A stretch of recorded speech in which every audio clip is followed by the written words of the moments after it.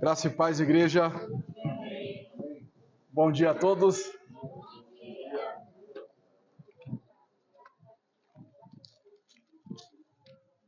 Vocês estão muito curiosos para saber como é que nós vamos findar a história de Gideão?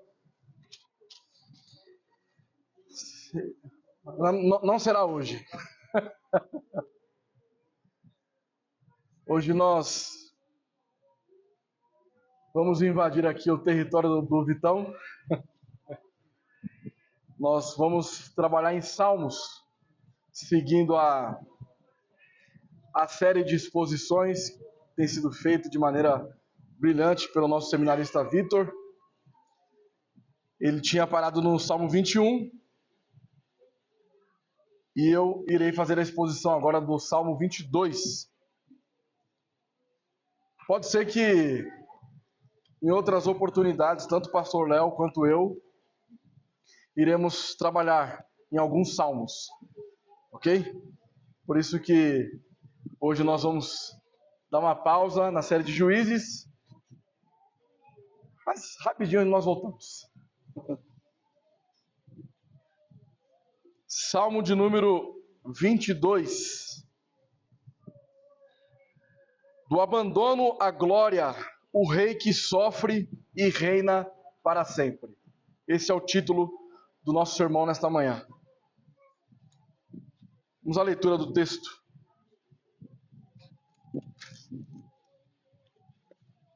É um texto longo, nós faremos a exposição dos 31 versículos, ok?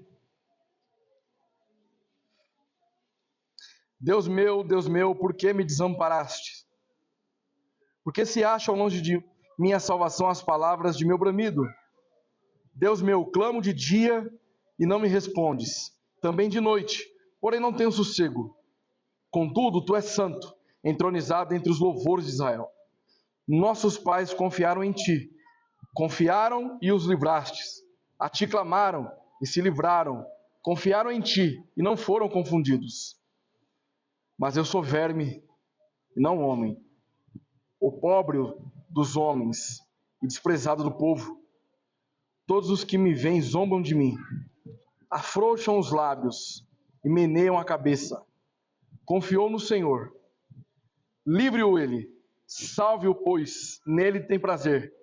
Contudo, tu és que me fez nascer e me preservaste estando eu ainda ao seio de minha mãe.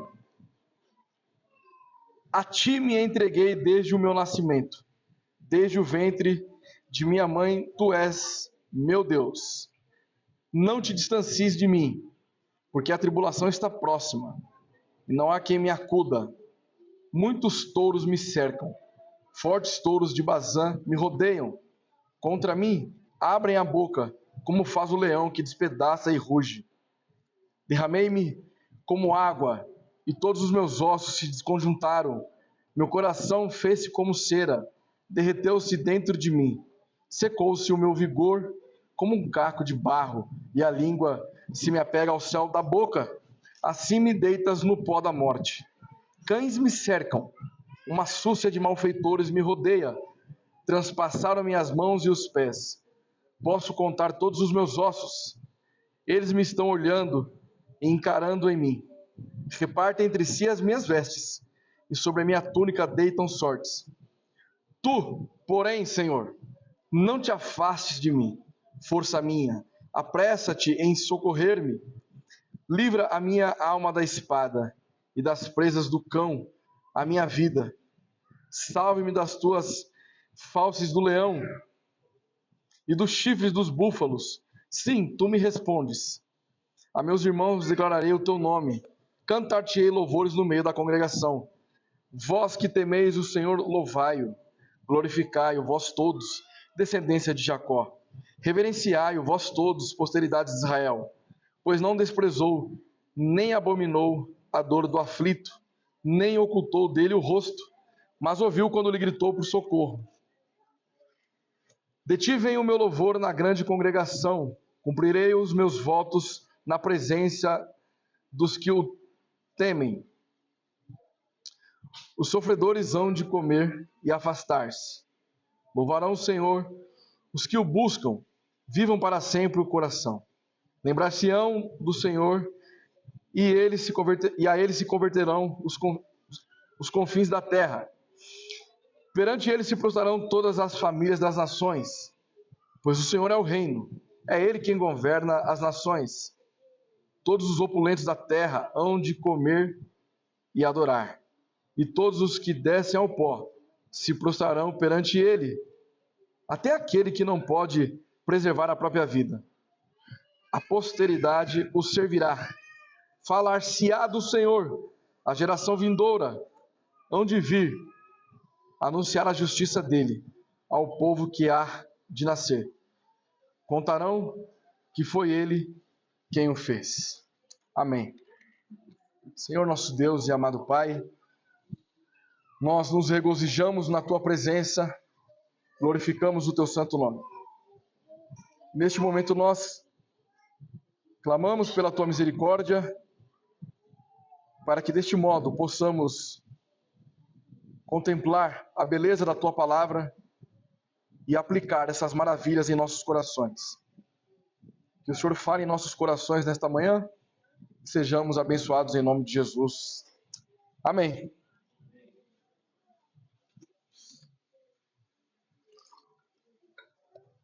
Bom, trabalharemos então Salmo 22, do abandono à glória, o rei que sofre e reina para sempre. Palavrinha-chave para os nossos pequenos é redenção. Ok?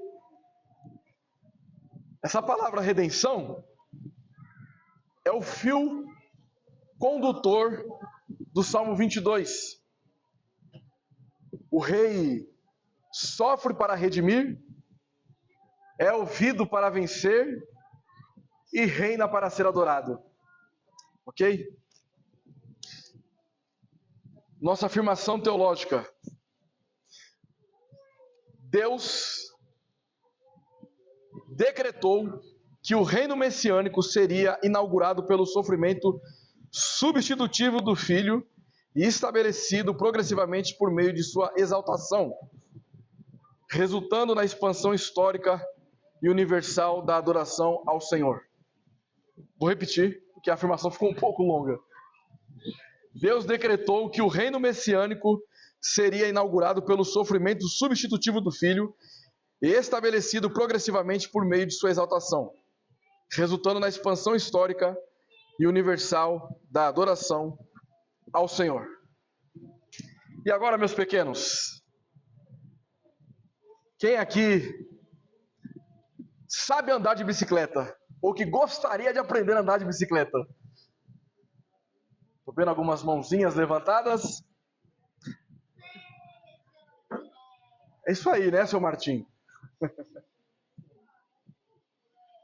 Bom, sabe quando você está aprendendo a andar de bicicleta? Eu ainda me recordo, apesar da minha longa idade, mas eu me recordo de quando meu pai me ensinou a andar de bicicleta. Nós caímos bastante. Aí, rala o joelho. Na minha época o metiolate ainda ardia. E muitas vezes os pais estão ali acompanhando os filhos nas primeiras pedaladas. E aí o filho cai, a primeira coisa que ele faz é olhar para o pai e para a mamãe para saber se o papai ou a mamãe vai ajudar a se levantar. Se for a mamãe, rapidamente vai levantar o filho. Mas se for o pai, levanta! Não foi nada. E a mentalidade do filho: por que será que meu pai me deixou?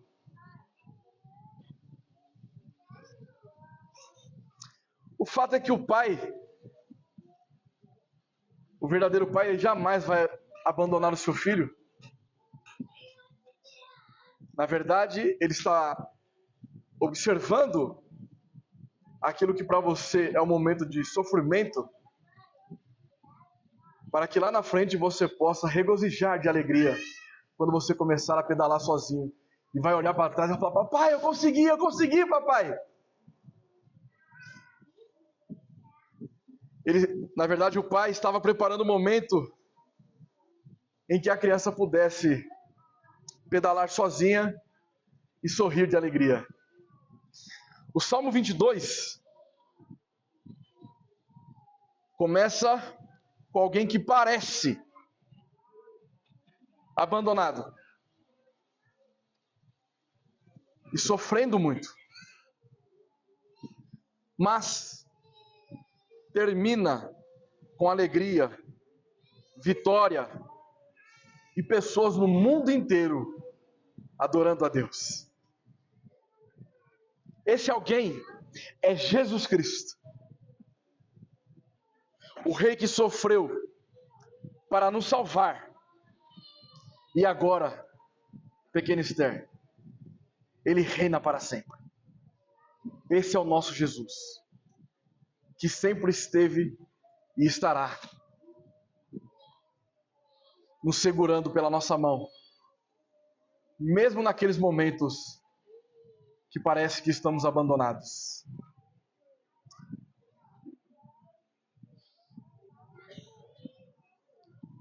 Antes de nós aprofundarmos ainda mais, eu gostaria de trazer algumas questões apologéticas em referência ao Salmo 22.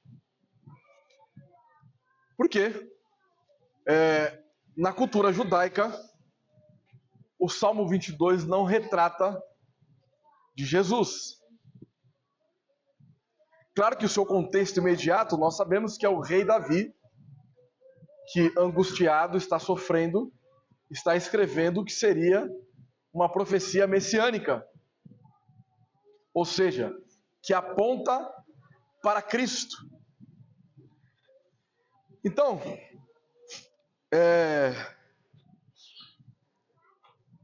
vamos observar como algumas pessoas na história, em especial na história da igreja, interpretaram este Salmo 22. Nós temos, primeiro, a interpretação apostólica. Nenhum salmo é mais citado nos evangelhos do que o Salmo 22. No nosso boletim, na página introdutória, nós já observamos aí Mateus 27, 46. Mas, além desse texto, todos aqueles paralelos a Mateus 27, que retrata da crucificação de Jesus Cristo, vai tratar a respeito do Salmo 22. Trazendo força para o entendimento de que aquilo que foi dito no Salmo 22 está sendo cumprido na pessoa de Cristo. Em Hebreus, o apóstolo ele coloca os versículos 22 e 23 de Salmos nos lábios de Cristo. É possível você ler lá em Hebreus 2:12 essa afirmação. Isso significa que é o testemunho inspirado de Deus para o Emanuel, que é Deus conosco. Para os discípulos de Jesus, a fé em Cristo pode representar uma alienação do judaísmo, uma separação do judaísmo, mas jamais uma alienação das Escrituras do Deus de Israel. Em concordância com isso, os pais apologistas, primeiro nós temos ali a Epístola de Barnabé. Alguns colocam até como um quase livro canônico, quase uma carta canônica. Ela vai tratar também de Salmo 22, apontando para Cristo. Justino o Mártir, Hipólito, Clemente de Alexandria, Irineu, Orígenes, todos esses homens interpretavam o Salmo 22 apontando para Cristo. Os ortodoxos concordam que o Salmo 22 profetizou a paixão de Cristo e a cruz. Então, para Eusébio de Cesareia, um historiador da igreja, é uma profecia da paixão de Cristo e da vocação dos gentios. E ao escrever sobre Salmo 22, Jerônimo, o autor da Vulgata, a tradução para o latim das Escrituras, né, chamado Vulgata, Jerônimo, afirma que o salmo inteiro apresenta Cristo em todos os sofrimentos. Atanásio também, o polegar negro, alguma coisa assim do tipo, era o apelido dele, um dos maiores defensores de cristologia da história da igreja. Ele dizia que quando o salmo fala da perfuração de mãos e pés, ou esteja amarrados ali, como nós lemos, o que poderia ser isso além da crucificação de Jesus? Qual a interpretação poderíamos colocar aí? Após nos ensinar todas essas coisas, ele acrescenta que o Senhor sofre isso não por sua própria causa, mas por nossa causa. Então, queridos, com essa breve nota apologética, a estrutura do nosso sermão está dividida em 3 partes. Primeiro, o sofrimento do rei. Nós vamos entender ali um abandono, o seu sentido e oposição real do rei. No segundo ponto, nós vamos trabalhar a vitória do rei. Uma resposta divina ao clamor. E por fim, no último ponto, o reino do rei. Adoração universal e eterna. Com isto, a intenção deste sermão é trazer um sermão cristológico, teológico e escatológico com uma perspectiva totalmente otimista. Então, meus irmãos, percebam que desde o início do culto nós estamos caminhando pelo Salmo 22, de maneira indireta.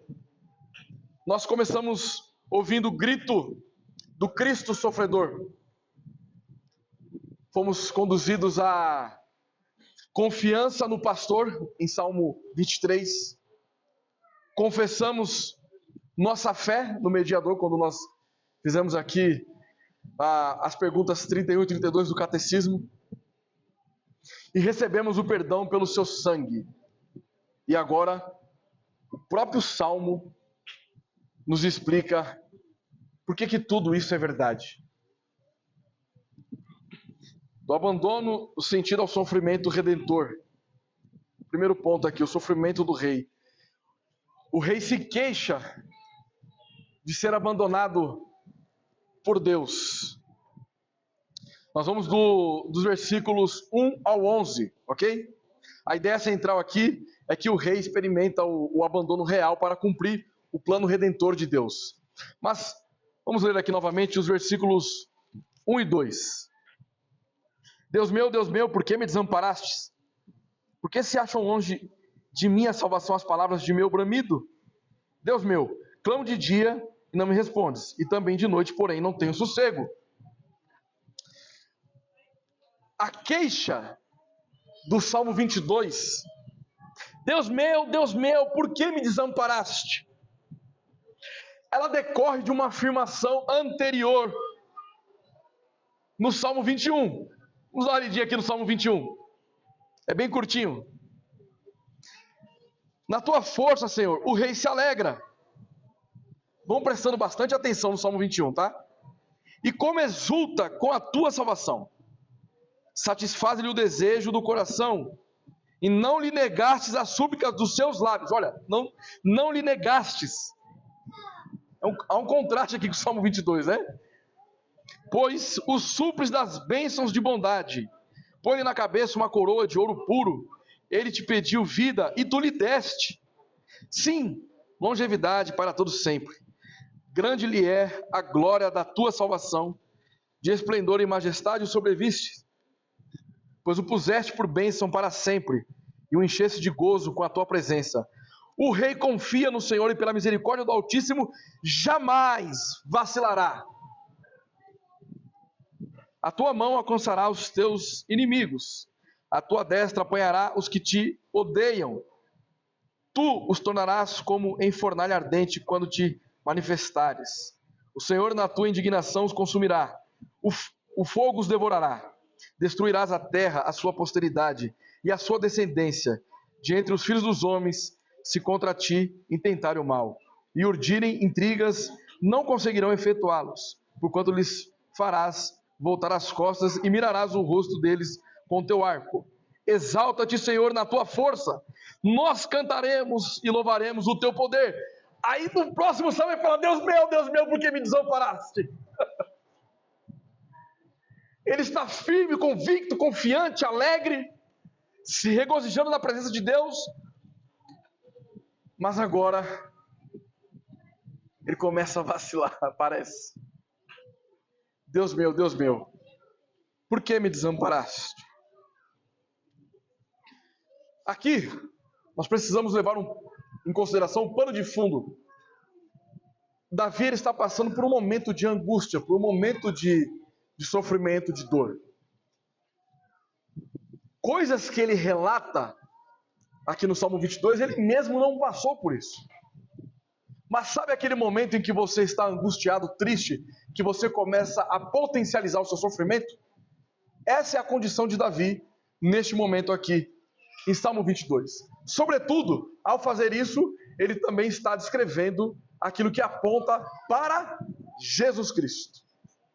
Então observe que tanto Davi quanto Jesus, eles chamam o Senhor de meu Deus, deixando claro que eles ainda conhecem o Pai e confiam nele.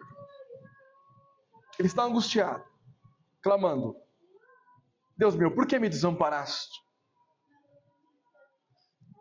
João Calvino, quando vai fazer a interpretação destes versículos,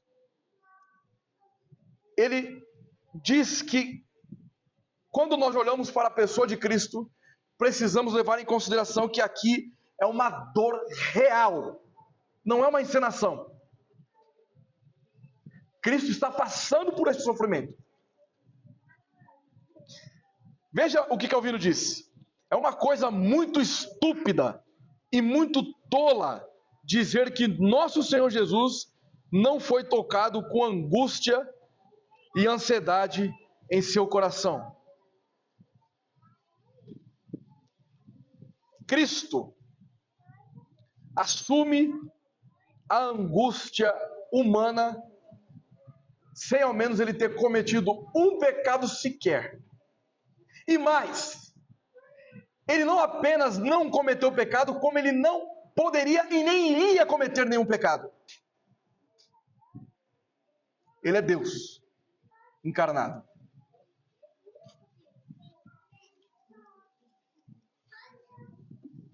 Então, algumas pessoas, quando vão fazer uma interpretação do que Jesus está dizendo quando ele, lá na cruz, ele lama sabachthani, Deus meu, por que me desamparaste? Algumas pessoas procuram romantizar o que de fato está ocorrendo ali na cruz. Então há aquele tipo de interpretação do texto como se dizendo o seguinte: olha, o sofrimento do filho foi tão que o pai não conseguia nem olhar para aquilo. E portanto ele estava desamparando o filho ali na cruz. Por algum momento, Jesus não era Deus. O pai abandonou o filho na cruz. O abandono de Cristo seria a reconciliação de nós, pecadores. É muito lindo isso, não é verdade? Mas é romantizar o texto. R.C. Sproul, quando ele vai descrever o que está acontecendo, ele diz que quando Jesus diz: Deus meu, por que me desamparaste? Este tipo de abandono é um abandono judicial com sentido forense, mas não um abandono ontológico. Ih, aí complicou um pouco. Vamos trabalhar um pouquinho sobre isso. Nós sabemos que o salário do pecado é a morte. Então, todo aquele que pecar, certamente morrerá. Essa irmã está afiada, hein? Então, queridos, nós devemos acreditar nas Escrituras. Todos aqueles que vivem na condição de pecadores, não regenerados, todos aqueles que se entregam ao pecado, arderão eternamente no inferno. Todos aqueles que não confessam Jesus Cristo como Salvador, todos aqueles que não se arrependeram dos seus pecados, eles vão arder no inferno. Ok? Essa é a morte. Esse é o salário do pecado. É esse tipo de morte. Além da morte física, você experimentará o lago do fogo e do enxofre.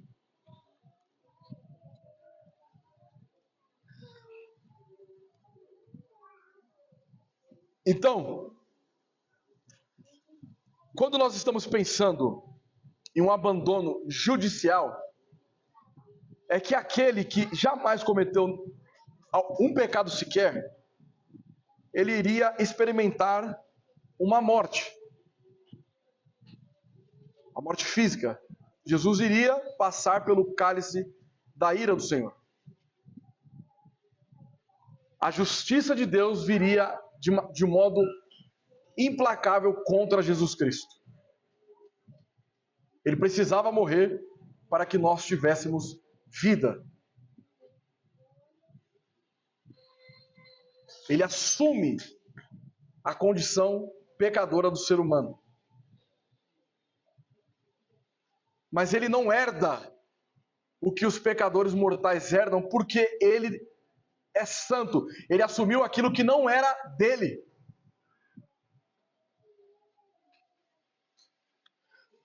Agora, esse abandono não é um abandono no sentido de que ele deixou de ser Deus por um momento.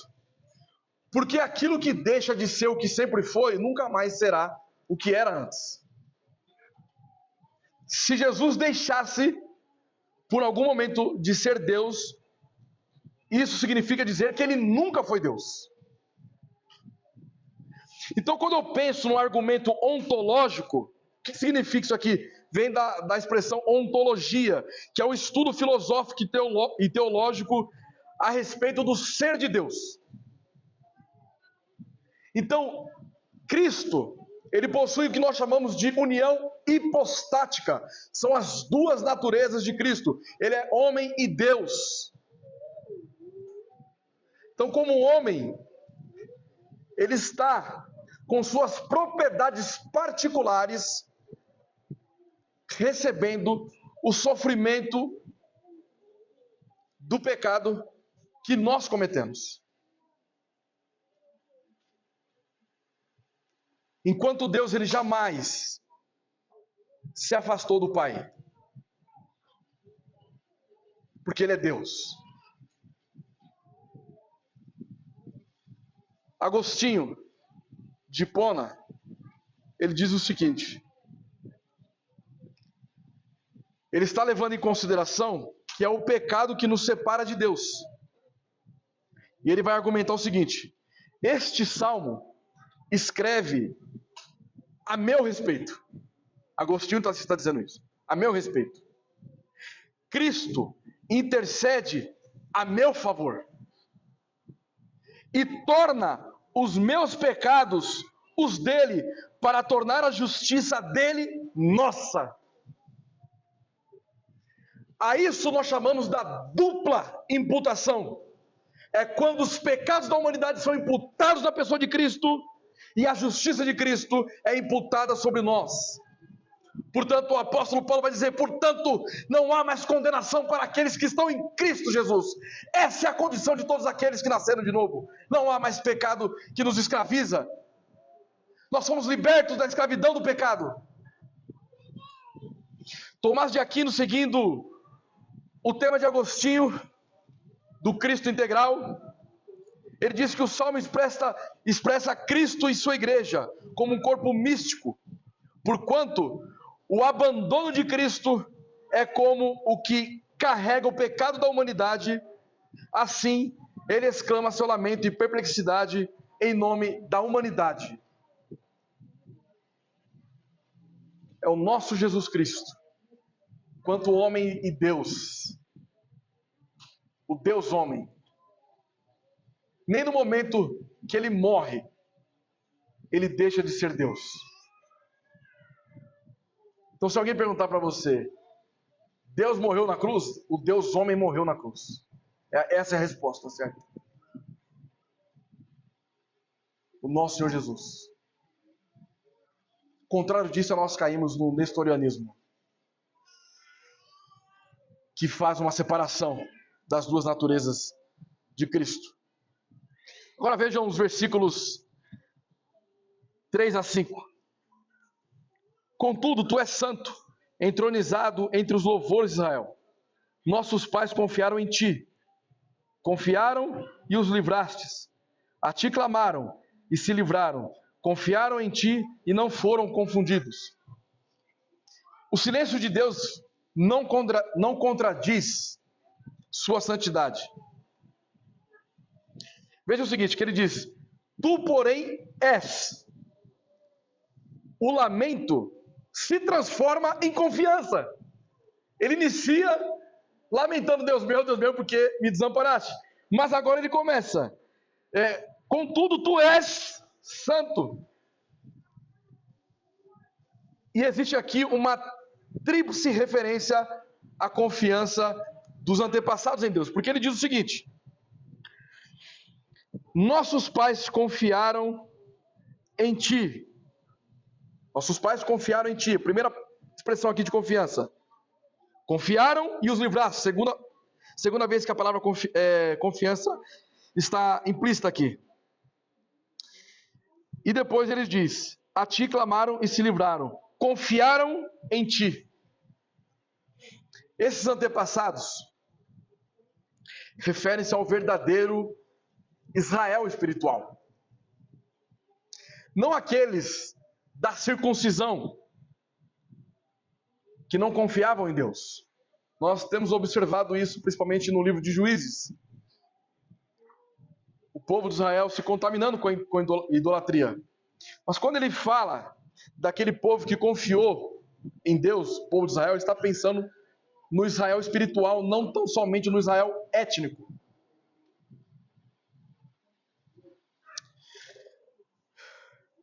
Por isso, eles clamaram. E nós temos uma importante palavra para a oração. Aqui nós estamos observando que a fé, a oração, ela transforma a fé interna e invisível dos antepassados em uma forma externa e audível que entra no trono de Deus. É o clamor do rei. Deus continua entronizado. E a fidelidade passada sustenta a fé no presente. E essa é a importância daquilo que o pastor Léo estava mencionando aqui no momento em que ele estava trazendo uma exortação aos pais. Se nós não pregarmos aos nossos filhos, ninguém pregará. Talvez quando eles crescerem, eles possam ouvir o evangelho de outras pessoas. Como o caso de muitos aqui. Mas que vergonha para nós cristãos saber que nossos filhos ouviram o evangelho por outra pessoa, não nós. Calvino, ele diz que a fé luta, mas não se rompe. Embora ele esteja no seu momento de angústia, clamando a Deus, embora você esteja passando por um momento de angústia, de dor, de sofrimento, isso não significa que a sua fé está rompida com Deus. O seu socorro vem do céu, vem do alto, vem de Deus. A fé responde a Deus e a sua palavra de três formas. Primeiro, no conhecimento da identidade divina e de sua revelação, no assentimento ao que Deus revelou na forma dos mandamentos, promessas e ameaças, e na confiança em Deus. Agora, Jesus Cristo possuía os três elementos que, definidos dessa forma, compõem a fé. Portanto, é por isso que nós temos a certeza daquilo que está escrito, que Jesus é o autor e o consumador da nossa fé. Ele conhecia Deus, conforme lá nós lemos em João 8,55. Ele assentiu à vontade divina para si, quando esteve na terra, Hebreus capítulo 10, versículo 9. E ele confiou na recompensa do Pai, relativa às promessas feitas a ele. Isaías 53, 11 e 12. Por isso, a humilhação do rei não destrói a sua identidade. Veja agora os versículos 6 a 11.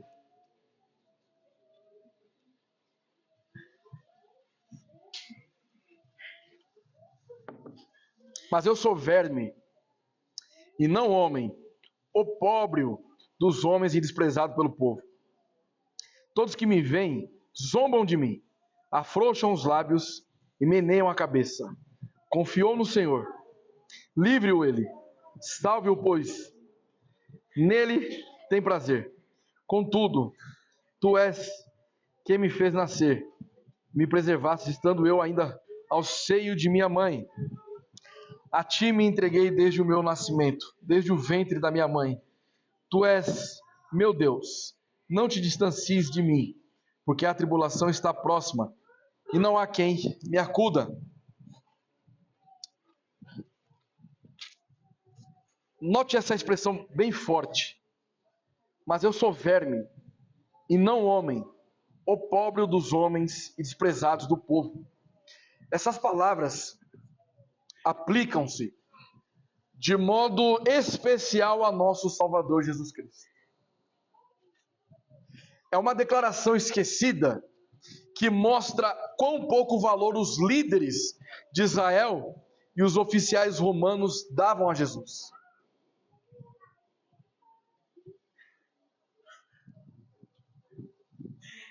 Por isso que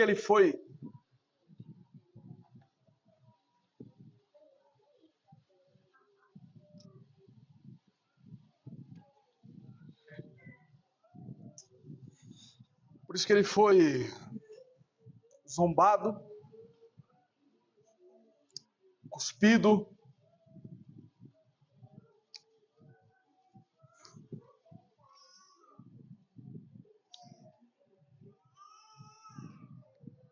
por isso que ele foi torturado,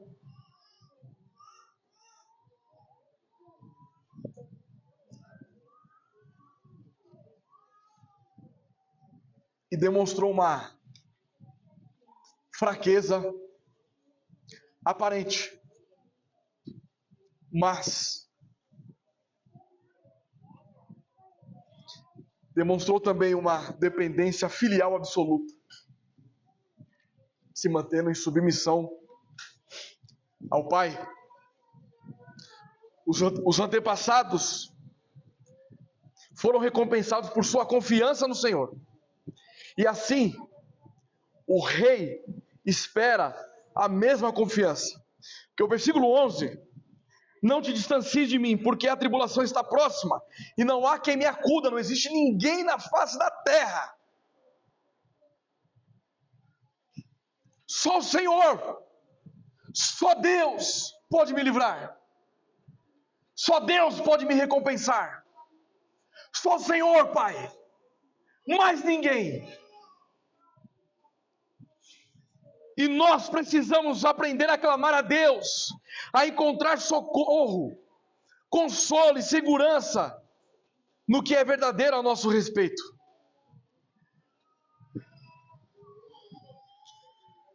E encarar o futuro com esperança.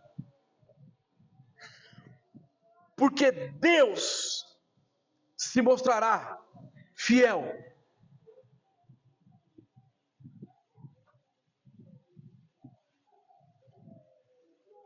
Toda a gama, queridos, de situações pelas quais passamos, estão aqui, ó. Preste atenção. Desolação, hostilidade, dor, morte, tudo isso.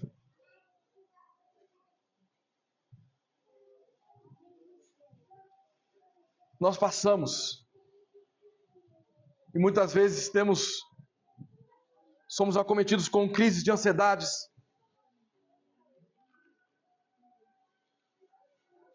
Somos entristecidos porque não enxergamos nenhuma saída. Nos tornamos incrédulos.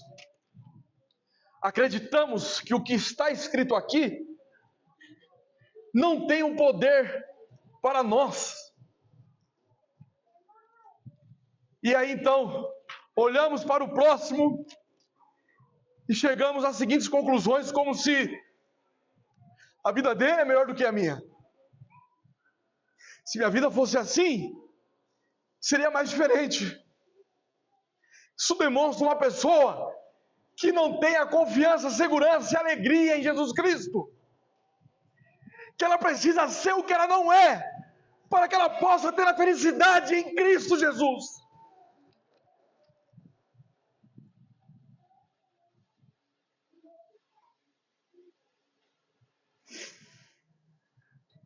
Estou falando de mim aqui.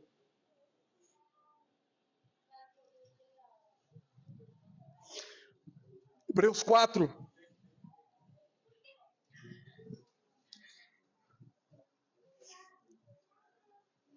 Falo de mim, porque todos nós somos assim.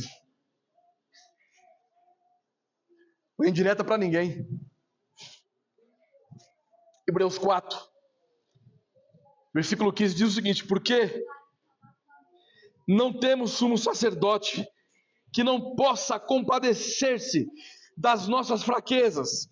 Antes, foi ele tentado em todas as coisas, a nossa semelhança, mas sem pecado. É aqui que deve repousar a nossa esperança, a nossa alegria. Por isso, que o culto, ele começou com um grito do Salmo 22, nos lábios de Cristo, como está no nosso boletim. E logo em seguida fomos levados ao Salmo 23, na nossa leitura congregacional. Por que é isso? É uma contradição lógica? Não. Isso é uma coerência teológica. Porque o mesmo pastor que cuida do rebanho é aquele que por nós experimentou o abandono. E hoje somos acolhidos por Deus por meio de Cristo. Glória a Deus. O abandono sentido pelo rei não acontece no isolamento. Ele se aprofunda quando a dor interior encontra a oposição exterior. Ele não simplesmente está sendo abandonado, mas ele está sendo hostilizado. Mas isso é o caminho para a sua vitória. Então, no nosso segundo ponto, a vitória do rei, nós vamos tratar aqui do sofrimento extremo à vitória redentora. Vamos observar que o rei está cercado por inimigos. Qual a ideia aqui? O sofrimento do rei atinge seu ápice quando ele é violentamente oprimido pelos inimigos do reino. Ok? Vamos observar aqui. Os inimigos do rei são numerosos e cruéis. Vejam os versículos 12 e 13.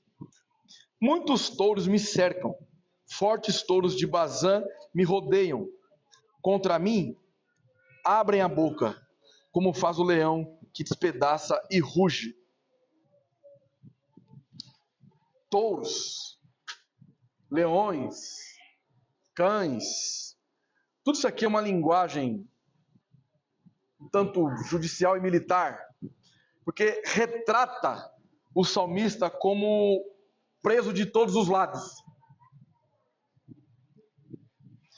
Então, pelo chifre deles, ele não consegue escapar. Ele se vê, em um certo momento, sem esperança. E quem são esses touros, leões e cães que estão rodeando, por exemplo, Jesus Cristo? São as autoridades judaicas e os oficiais romanos. Por isso, o sofrimento do rei é físico, histórico e específico. Continuando a leitura do texto, os versículos 14 ao 18 diz o seguinte: derramei-me como água, e todos os meus ossos se desconjuntaram. Meu coração fez-se como cera, derreteu-se dentro de mim. Secou-se o meu vigor como um caco de barro, e a língua se me apega ao céu da boca. Assim me deitas no pó da morte. Cães me cercam, uma súcia de malfeitores me rodeia. Ultrapassaram-me as mãos e os pés. Posso contar todos os meus ossos. Eles me estão olhando e encarando em mim. Repartem entre si as minhas vestes, e sobre a minha túnica deitam sortes. Note que agora, nesse contexto aqui, fica muito mais evidente para nós. O próprio Calvino, quando está interpretando essa passagem, ele diz que Davi fala além de si mesmo, que ele não passou por essas coisas, mas ele está angustiado, e é assim que ele se sente. Ao mesmo tempo, ele está trazendo algo messiânico, que está se cumprindo em Cristo Jesus. O que nós temos aqui são detalhes claros da crucificação. Nós temos aqui um cumprimento profético preciso a respeito da cruz de Cristo. E aí, 19 ao 21 diz o seguinte: tu, porém, Senhor, não te afastes de mim. Força minha, apressa-te em socorrer-me. Livra a minha alma da espada e das presas do cão, a minha vida. Salva-me das fauces do leão e dos chifres dos búfalos. Sim, tu me respondes. Por isso, o clamor final do rei expressa uma fé vitoriosa. Não é desespero, é confiança. O clamor termina com uma resposta. Tu me respondeste, ou tu me respondes.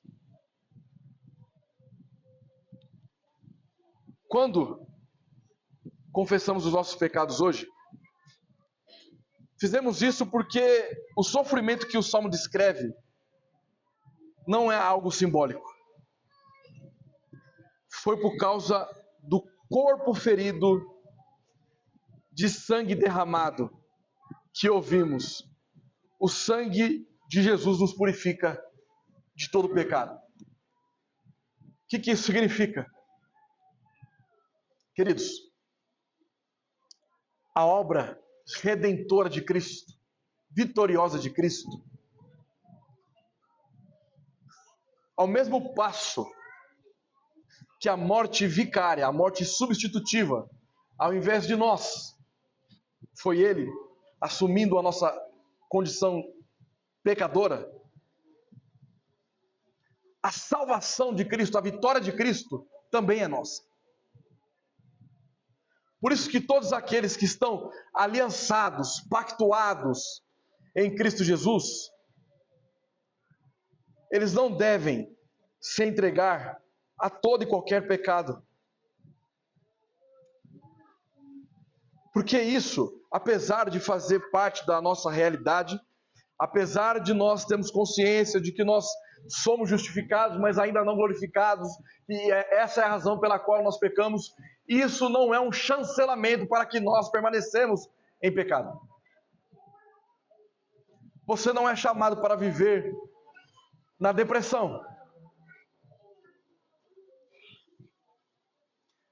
Você não foi chamado para cometer suicídio.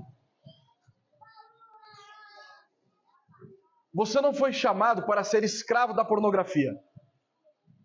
Você não foi chamado para ser escravo de ídolos pagãos. Você não é escravo para que você viva em adultério.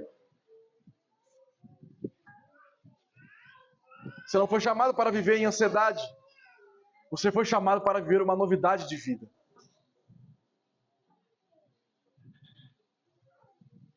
Então, todos nós somos chamados constantemente, internamente, pelo Espírito Santo, ao arrependimento. A questão toda que envolve aqui é que cada um de nós temos uma luta, um pecado, que lutamos contra. Enquanto isso é uma realidade em nossas vidas, vamos dando glória a Deus. Se você luta contra o seu pecado, você se esforça, você é discipulado, você clama ao Senhor, você pede, você implora pela misericórdia de Deus. A vida em você.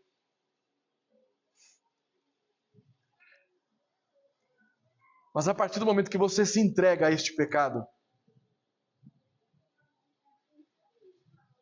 e trata as coisas de Deus como se não fosse nada, uma análise na sua vida precisa ser feita. Porque todo esse sofrimento de Cristo não foi em vão. Nenhuma gota de sangue de Cristo foi derramada em vão. Ele fez isso de maneira intencional. Por amor à tua igreja. Ele triunfou sobre o pecado para que a igreja de Cristo fosse triunfante também. Somos vitoriosos em Cristo Jesus. E agora,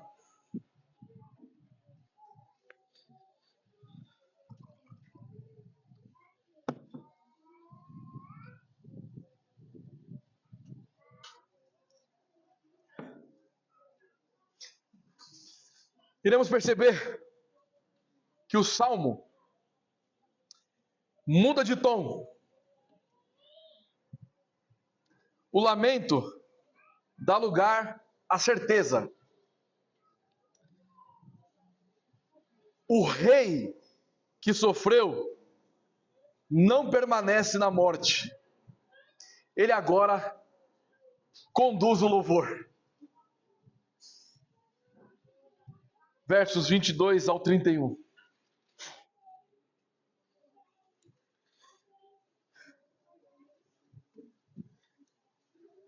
A meus irmãos, declararei o teu nome, cantar-te-ei louvores no meio da congregação. Vós que temeis o Senhor, louvai-o, glorificai-o, vós todos, descendência de Jacó, reverenciai-o, vós todos, posteridade de Israel, pois não desprezou, nem abominou a dor do aflito, nem ocultou dele o rosto, mas ouviu quando lhe gritou por socorro. De ti vem o meu louvor na grande congregação. Cumprirei os meus votos na presença dos que o temem. Os sofredores hão de comer e fartar-se. Louvarão o Senhor, os que o buscam. Viva para sempre o vosso coração. Lembrar-se-ão do Senhor, e a ele se converterão os confins da terra. Perante ele se prostrarão todas as famílias das nações, pois o Senhor é o reino, é ele quem governa as nações. Todos os opulentos da terra hão de comer e adorar, e todos os que descem ao pó se prostrarão perante ele, até aquele que não pode preservar a própria vida. A posteridade o servirá. Falar-se-á do Senhor à geração vindoura. Hão de vir anunciar a justiça dele ao povo que há de nascer. Contarão que foi ele quem o fez. Então, agora neste terceiro ponto, nós vamos observar o reino do rei e essa adoração universal e eterna. Então, da ressurreição ao reinado universal, o rei se une à adoração universal e eterna. Qual que é o ponto aqui? O rei exaltado governa um reino em expansão, marcado pela adoração histórica e universal. Então aqui nós temos alguns subpontos. O rei ressuscitado lidera o louvor do seu povo. Porque como nós acabamos de ler, no versículo 22, ele diz: a meus irmãos. Quem são esses irmãos? Refere-se ao verdadeiro Israel que está relacionado com os pactos de Deus para eles através de Abraão, Moisés, Davi e o pacto da graça estabelecido por Cristo. Quando Davi expressa isso, ele está trazendo uma mensagem de esperança a todos aqueles que são os filhos de Abraão, a todos aqueles que observam a lei moral de Moisés, todos aqueles que estão em submissão ao reino davídico e todos aqueles que pertencem ao verdadeiro Israel. E isso, como esse texto é um texto messiânico, não fala apenas do povo do Antigo Testamento. Por isso que nós temos aqui um texto, lá em Jeremias, capítulo 31.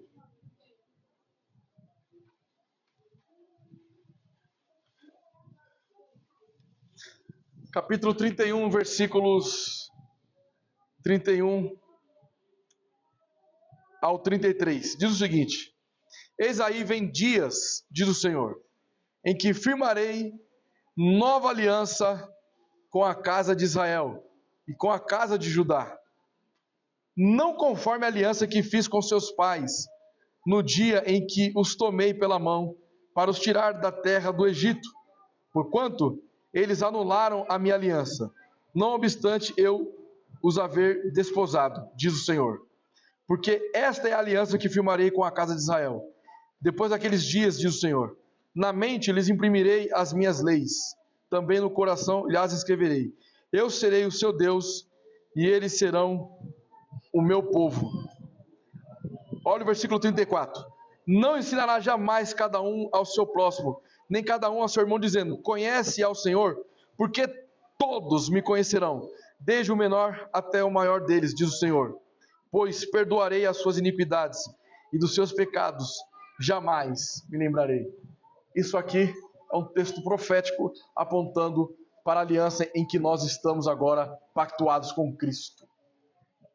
Hoje o Evangelho de Cristo está avançando e nós somos parte disso. O que estava sendo dito no Salmo 21 ganha voz novamente agora dos versos 22 em diante. E prestem atenção, se nós olharmos novamente o Salmo 21, o regozijo do rei, ele está numa linguagem singular, falando da sua alegria. Mas agora, no capítulo 22, essa adoração é uma adoração coletiva, porque isso se reflete da cruz à congregação, ou seja, à igreja de Cristo, ao Israel eleito do Senhor, ao novo Israel, nós, a igreja de Jesus Cristo. Cristo está no centro do culto. A nossa adoração, nas palavras de Joel Bick, é Cristo como o coração da piedade pública, e nós em constante louvor e adoração. Por isso que nós cantamos que todas as nações virão e adorarão diante de ti.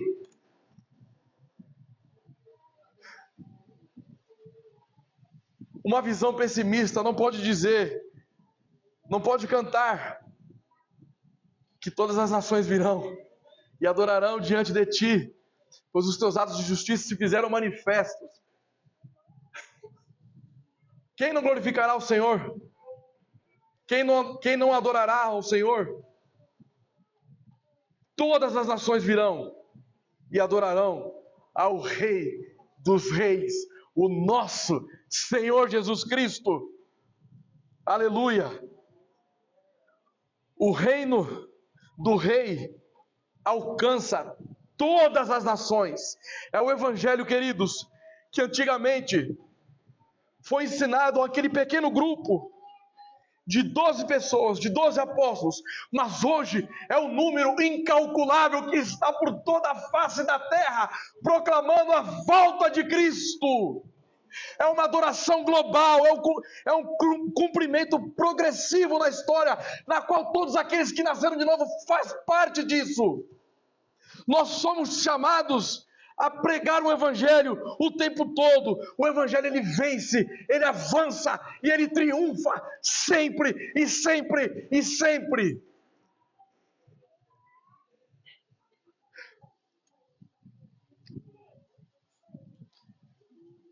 Mais uma vez, quando nós olhamos para Davi, apesar de ele ser o homem segundo o coração de Deus,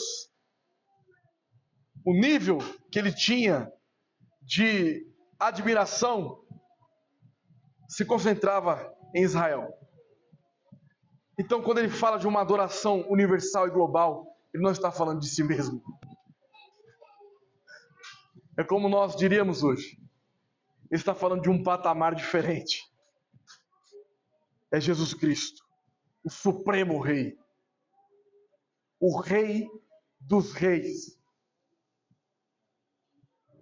Naquele tempo, Satanás estava solto, enganando nações. Mas na cruz do Calvário, quando ele diz, está consumado, ele venceu as trevas. Ele venceu Satanás. E Satanás agora está com seus poderes limitados. Satanás, nas palavras de Martinho Lutero, é o diabo de Deus. Ele faz aquilo que Deus permite que ele faça.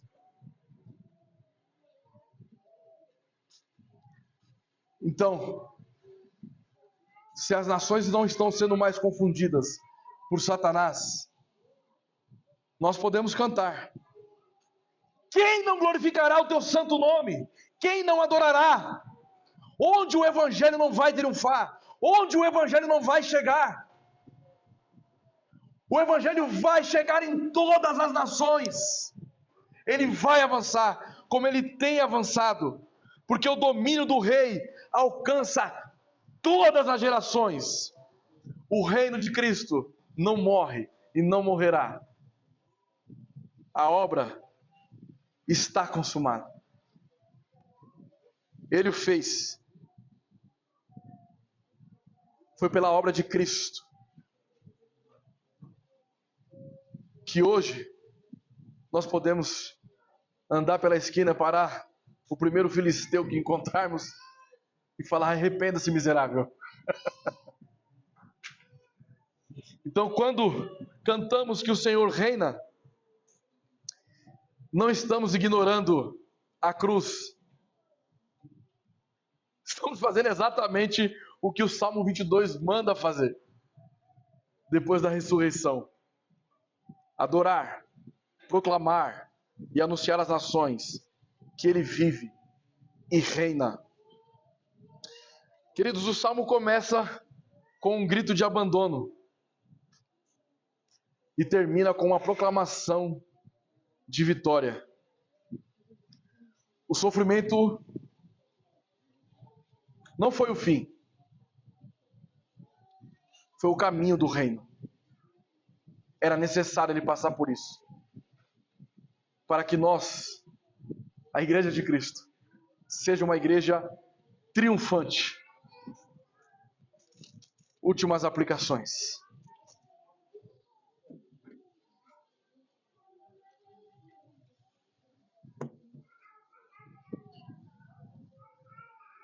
Criançada,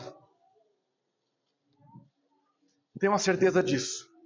Martim, Mark, Esther, Moisés, Pedro e todos os outros pequenos. Jesus sofreu para que nós nunca estivéssemos sozinhos. O papai e a mamãe podem ir embora amanhã.